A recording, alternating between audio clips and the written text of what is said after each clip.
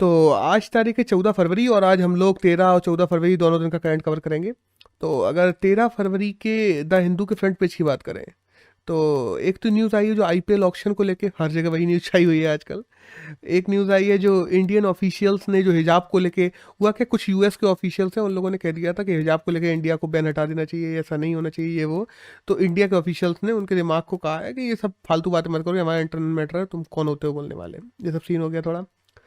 एक चाइना के बारे में न्यूज़ आई है कि चाइना ने जो बॉर्डर को लेके प्लेज किया था इंडिया के साथ में भी कुछ दिनों पहले, जब हम लोगों की 16 राउंड की बैठक हुई थी मेजर्स की, उसको वायलेशन किया है, आर्मी को बॉर्डर्स पे ज़्यादा बढ़ा दिया है, उतना बढ़ाने से मना किया था, वो सब सीन।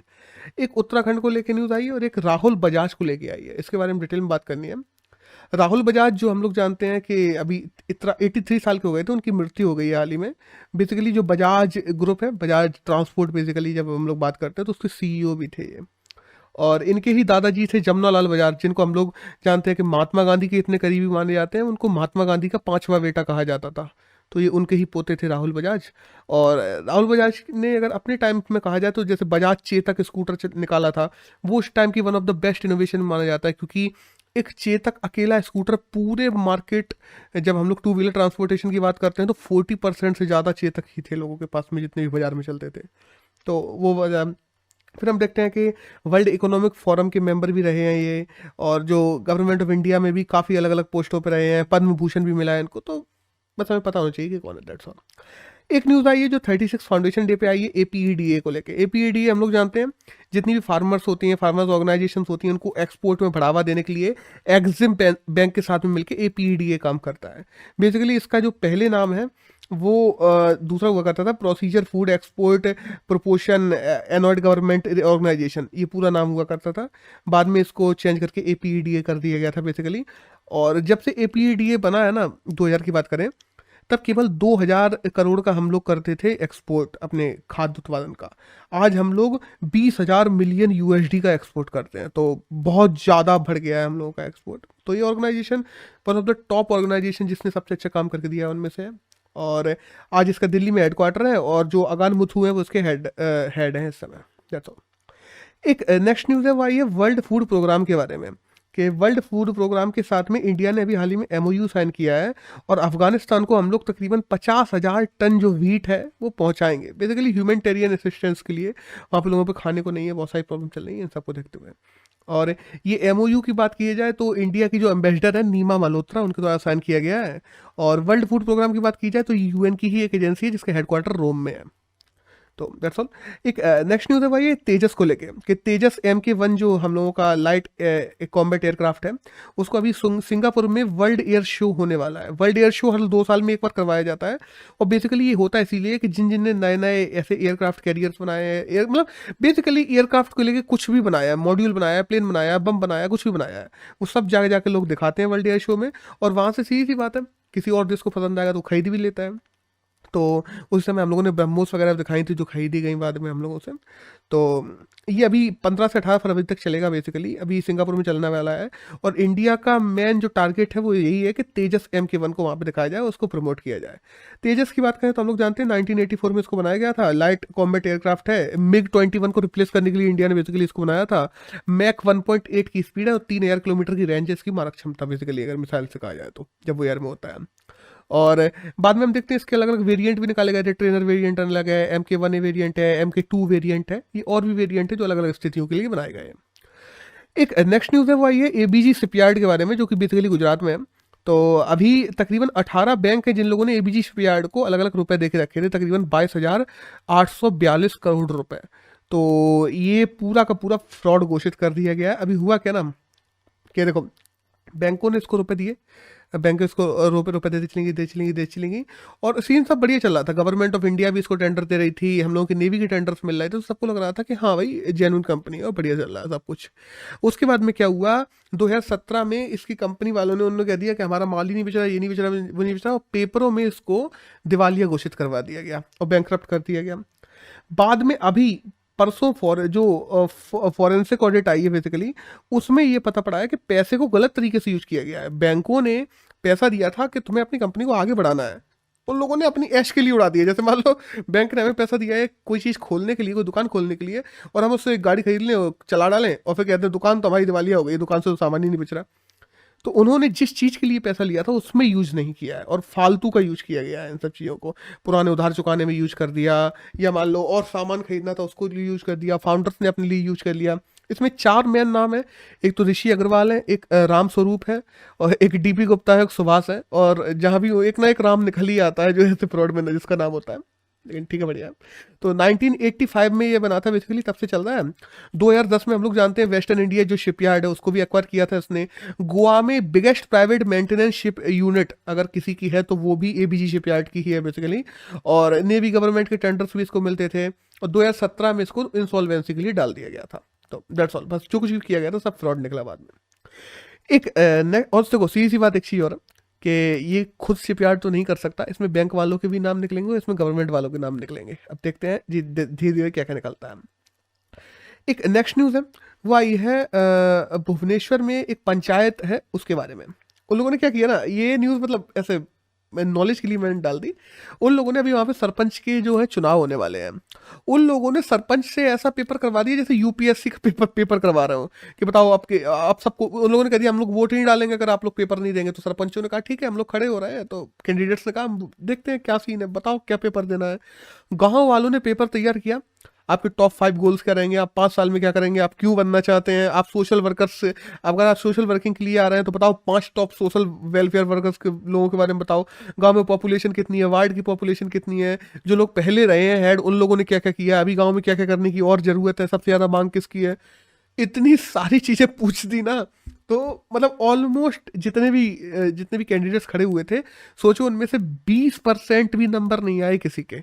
इतनी ऐसी हालत है, पूरी यूपीएससी का पेपर थमा दिया गांव वालों ने। और बढ़िया, ऐसा तो मैं कह रहा हर जगह हो जाए, मजा ही आ जाए। फिर कैंडिडेट्स के पेपर लीक करवाओ और लेट करवाओ तो उन्हें पता पड़े कि भाई स्टूडेंट कितना परेशान रहता है। लेकिन ठीक है जो है बढ़िया है। तो जो मुलुबाडा रेसिडेंसी है बेसिकली भुवनेश्वर में, वहाँ पे ऐसा हुआ है। तो दैट्स ऑल।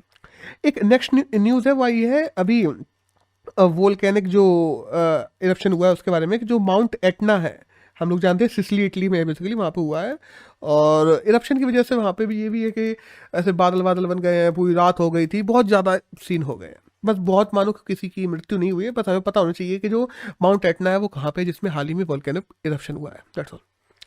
एक नेक्स्ट न्यूज़ है वही है आईपीएल के ऑक्शन के बारे में ही, कि जो ईशान किशन है वो इस साल के सबसे महंगे खिलाड़ी रहे हैं, जो 15.25 करोड़ में मुंबई इंडियंस के द्वारा खरीदे गए हैं। और अगर इतिहास की बात करें जाए ना, तो जो क्रिस मॉरिस थे उनको 16.6 करोड़ में शायद 2 आईपीएल पहले खरीदा गया था। वो अब तक के सबसे महंगे बेचे हुए खिलाड़ी हैं। और बाय द वे उस साल जब इनको 16.6 करोड़ में खरीदा गया था ना, तब ऐसी हालत थी उन्होंने हर 1 लाख पे 1 रन बना के दिया था, ऐसा कुछ सीन था। बहुत बहुत इसको लेकर कॉन्ट्रोवर्सी हुई थी, तो तब राजस्थान रॉयल ने खरीदा था उनको। That's all. एक नेक्स्ट न्यूज़ है वो ये सौर ऊर्जा के बारे में, कि सौर ऊर्जा के संयंत्रों की बात करें तो राजस्थान टॉप पे पहुंच गया है। हमारे देश में तकरीबन 50 गीगावाट जो सौर ऊर्जा निकाली जाती है उसमें से 10 गीगावाट केवल राजस्थान निकालता है। सेकंड नंबर पर कर्नाटक है और थर्ड नंबर पर गुजरात है। और आज अगर बात करें फिर भी टोटल अगर एनर्जी की बात करते हैं तो फिर भी हमारे कोल तकरीबन 53.4% जो ऊर्जा आती है वो कोल से ही आती है।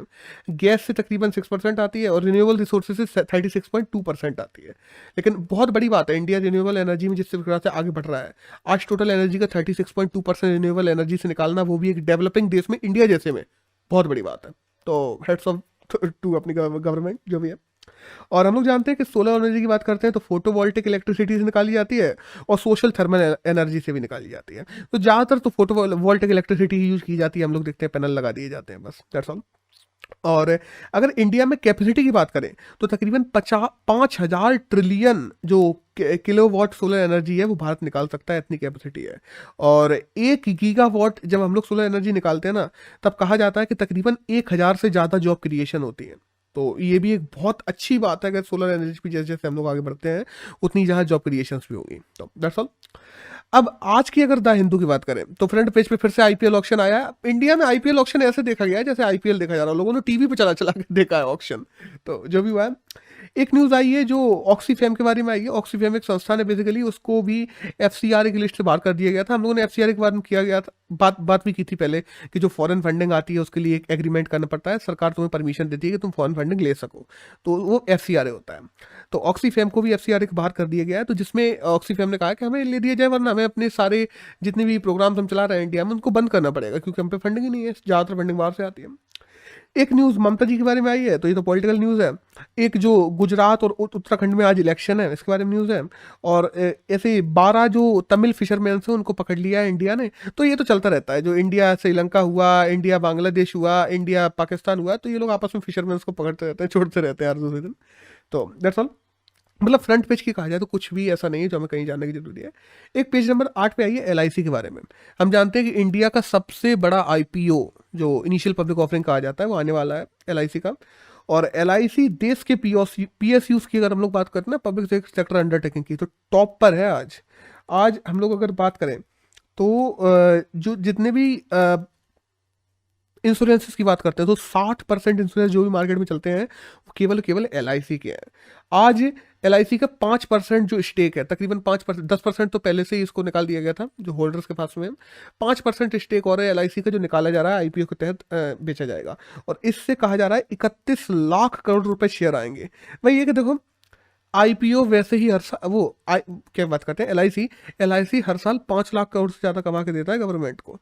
और वही है ना कि गवर्नमेंट ने कहा क्या रोज रोज अंडे दे रहे हो, एक बार खो दो और अंडे निकाल लो सारे, तो वो सीन चल रहा है। बढ़िया। और जो डीएचआरपी होता है बेसिकली आईपीओ निकालने से पहले कंपनी को देना पड़ता है सेबी में, जिसको ड्राफ्ट हियरिंग रेगुलेटरी प्रोस्पेक्टिव कहा जाता है, वो दे दिया गया है इसका। तो हम लोगों को ऐसा मान के चल रहे हैं कि 1-2 महीने में एलआईसी का आईपीओ लिस्ट होते हुए दिखाई दे जाएगा हम लोगों को। और एलआईसी की जब क्लेम की बात करते हैं इंश्योरेंस क्लेम की, तो जो एवरेजली क्लेम है वो 6.1% क्लेम है कि 6.1% लोगों को कुछ ना कुछ हो जाता है फिर वो अपना इंश्योरेंस क्लेम करते हैं। वहीं इस साल जब पेंडेमिक रहा है तो 8.3% तक क्लेम हो गए हैं। एलआईसी की बात करें तो 1956 में इसको बनाया गया था, जो मिस्टर सुकुमार है वो उसके चेयरमैन है इस समय। और 2.5 लाख करोड़ नेट इनकम है इसकी अगर हर साल बात करते हैं, और ये नेट इनकम है, मार्जिनलाइज इनकम तो और भी ज़्यादा है। और तकरीबन 13 लाख एजेंट है जिनको इससे जॉब मिलती है, और साथ ही साथ में 2.5 लाख से ज़्यादा एम्प्लॉयज़ है जिसको इससे जॉब मिलती है। और देश में अगर पहली हम लोग कंपनी की बात करते हैं जो लाइफ इंश्योरेंस या ऐसे कुछ देती थी, तो वो थी ओरिएंटल लाइफ इंश्योरेंस, जो 1818 में शुरू की गई थी और कलकत्ता में दी जाती थी, और उसमें केवल अंग्रेजी लेते थे बेसिकली। बाद में हम देखते हैं कि जो सुरेंद्र नाथ टैगोर थे, उन्होंने हिंदुस्तान इंश्योरेंस सोसाइटी शुरू की थी, और यही हिंदुस्तान इंश्योरेंस सोसाइटी आगे बढ़ के हमारी life insurance corporation of India बन जाती है। That's all. एक नेक्स्ट न्यूज़ है वो ये बेंगलुरु ओपन के बारे में। बेंगलुरु ओपन बेसिकली एक टेनिस टूर्नामेंट होता है जो बेंगलोर में होता है। तो अभी जो चिन हाइसियान है बेसिकली चाइना के हैं, उन्होंने इसको जीत लिया है। That's all. एक नेक्स्ट न्यूज़ है फीफा क्लब वर्ल्ड कप के बारे में। एक फीफा वर्ल्ड कप अलग होता है, एक फीफा क्लब वर्ल्ड कप भी होता है। तो उसको इस बार चेस्ले ने जीत लिया है बेसिकली, चेस्ली ने। और अभी तक देखो ज़्यादातर तो जो फीफा क्लब वर्ल्ड कप की बात करते हैं तो हम लोग जानते हैं एक ही टीम है जो रियल मैड्रिड है, उसने सबसे ज़्यादा जीता है, सबसे ज़्यादा बार जीता है। तो लेकिन इस बार पहली बार चेस्ली ने जीता है इसको, तो बहुत बढ़िया है। पता है होना चाहिए कि फीफा क्लब वर्ल्ड कप है क्या। एक नेक्स्ट न्यूज़ है जो इंडियन एक्सप्रेस में आई है आज के में, जो आई है पुलिस मॉडर्नाइजेशन के बारे में। कि देखो पुलिस मैन जो होते हैं ना, उनकी ना तो गन्स मॉडर्नाइज है, ना उनके पास में अच्छे कॉम्बैट सूट है, ना उनको अच्छी ट्रेनिंग दी जा रही है। उनसे अभी कह दिया जाए ना काफ़ी पुलिस वालों से, उन्होंने ज़िंदगी में गन नहीं चलाई है, ऐसी हालत है हमारे यहाँ। जरूरत पड़ेगी तो वे कैसे काम आएंगे। तो भारत सरकार तकरीबन 26,257 करोड़ रुपए पुलिस मॉडर्नाइजेशन के लिए दे रही है, जिसमें से सोचो 20,000 करोड़ तो केवल और केवल जम्मू कश्मीर और नॉर्थ ईस्ट में यूज होंगे। तो पूरे देश के लिए केवल 6,000 करोड़ है। That's all. तो बस ये कुछ डाटा निकल के आया था। एक नेक्स्ट न्यूज़ है वो आई है स्टीमियर के बारे में। कि स्टीमियर जो हम लोग जानते हैं जर्मनी के प्रेसिडेंट है, उनका टेन्योर खत्म हो गया था, उनको अभी री इलेक्ट कर दिया गया है, तो अब वो 5 साल के लिए जर्मनी के प्रेसिडेंट फिर से बन गए हैं। That's all. एक नेक्स्ट न्यूज़ आई है वो आई है एनिमल टेस्टिंग के बारे में, स्विट्जरलैंड के बारे में। देखो स्विट्जरलैंड जैसे छोटे देश जो होता है ना, ज़्यादातर वो अपनी जनमत संग्रह करवा लेते हैं हर दूसरे बिल पास करने से पहले। तो और ये अच्छी भी बात है मैं कहूँगा। तो एनिमल टेस्टिंग को लेकर स्विट्जरलैंड में एक रेफरेंडम करवाया गया था, जिसमें लोगों ने कह दिया कि नहीं एनिमल टेस्टिंग नहीं होनी चाहिए, इसको स्विट्जरलैंड में बैन किया जाना चाहिए, क्योंकि ये एक तरीके से एनिमल क्रुएलिटी में आता है। लेकिन तो वोटिंग हो गई है और एनिमल टेस्टिंग को स्विट्जरलैंड में बैन कर दिया गया है। लेकिन दूसरी तरफ प्रॉब्लम फिर यही आ जाती है कि मेडिकल यूज के लिए कोई भी दवाई डायरेक्ट इंसान पे यूज करने से पहले तो अच्छा ये होता ना कि एनिमल पे यूज कर लो। अब जो साइंटिस्ट है वो मना कर रहे हैं कि ऐसा नहीं होना चाहिए था। अब उन लोगों को टेस्टिंग के लिए स्विट्जरलैंड से बाहर जाना पड़ेगा। तो अब देखते हैं क्या होता है। एक नेक्स्ट न्यूज़ है वो आई है national women day of India के बारे में कि कल 13 फरवरी था। हम लोग जानते हैं national women day of India.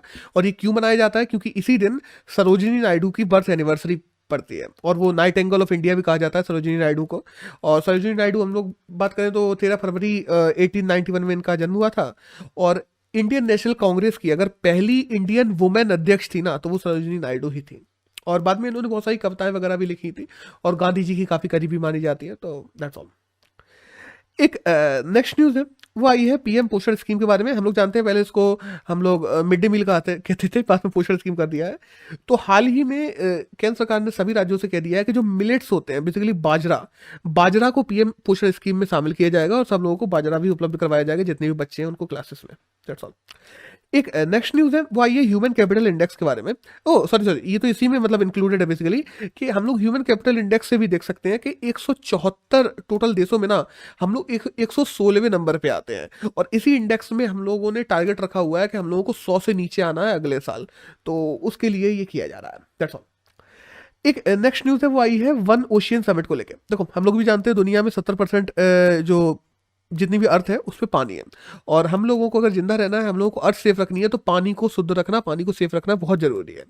इसी के लिए फ्रांस में वन ओशियन समिट करवाई जा रही थी और जिसमें सारे देशों के हेड रिप्रेजेंटेटिव शामिल हुए थे। और भाई ये प्लास्टिक पॉल्यूशन सबसे बड़ा रोल है और मेन इस पूरी वन ओशियन समिट का रोल यही रहा था कि प्लास्टिक पॉल्यूशन को कैसे कैसे कम किया जा सके। तो अभी ये चल रही है, जब एंड होगी तब इसके बारे में और डिटेल निकल के आएंगी। हो सकता है ना भी निकल के आए क्योंकि ऐसी समिट तो बहुत सारी होती रहती है। तो जो भी है दैट्स ऑल। बस हमें पता होना चाहिए हो कहाँ पर है, ये फ्रांस में। एक नेक्स्ट न्यूज़ है वो आई है नेशनल सिंगल विंडो सिस्टम के बारे में कि जम्मू कश्मीर में नेशनल सिंगल विंडो सिस्टम को शुरू कर दिया गया है। अभी हम लोगों ने परसों नरसों बात की थी कि इसको शुरू किया जाएगा, शुरू कर दिया गया है। और साथ ही साथ में जो हम लोग बात करते हैं ना कि तुम्हें बिजनेस शुरू करना है, इवन तो तुम्हें कोई लैंड खरीदनी है एक प्राइवेट आदमी को भी, फिर भी वो सिंगल विंडो सिस्टम से खरीद सकता है। और जितनी भी कार्यालय वगैरह है उन सब में 10 जगह चक्कर काटने की कोई जरूरत नहीं है। तो अच्छी बात है। एक नेक्स्ट न्यूज़ है वो आई है अभी मेमोरेंडम के बारे में कि अभी हुआ क्या देखो। National award for innovation and good participation in educational administration, एक तो इतना बड़ा नाम है पूरे अवार्ड का।